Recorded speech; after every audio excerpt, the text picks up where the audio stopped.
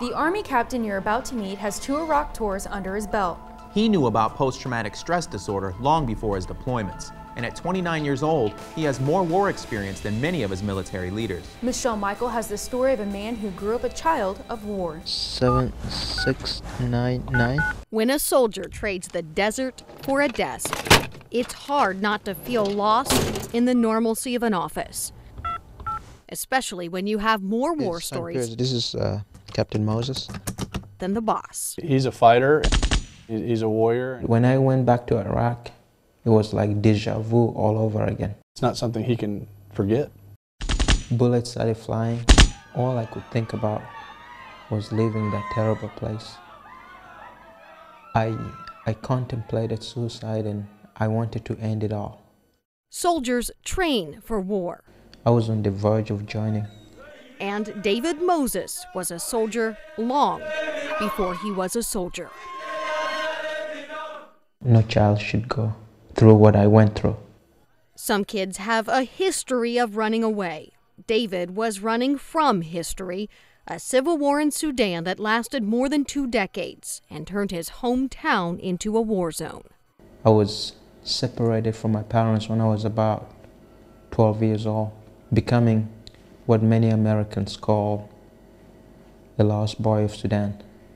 He was lost, but he wasn't a follower. Because my friends joined the rebel movement, I became guilty by association.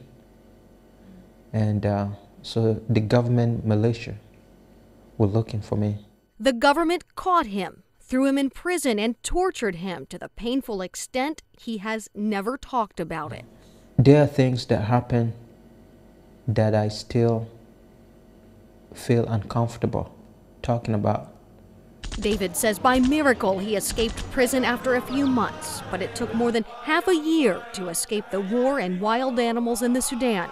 Some 7 months later, he ended up in a refugee camp in Kenya. In the village, they would call me Muzambuku. This is Teddy, and this is Emmanuel. We took this picture the day we found out we were going to immigrate to America. He studied in Utah with a surrogate family, learned to love America, but the boy who left Sudan because he didn't want to fight refused to leave home again. I couldn't believe it. The extremists were coming to America, and to be honest with you, that pissed me off. After 9/11, the boy who ran from war became the man who ran into war. There's nothing I'd rather do than serve in the Army. In 29 years, David has found his way through most everything in life.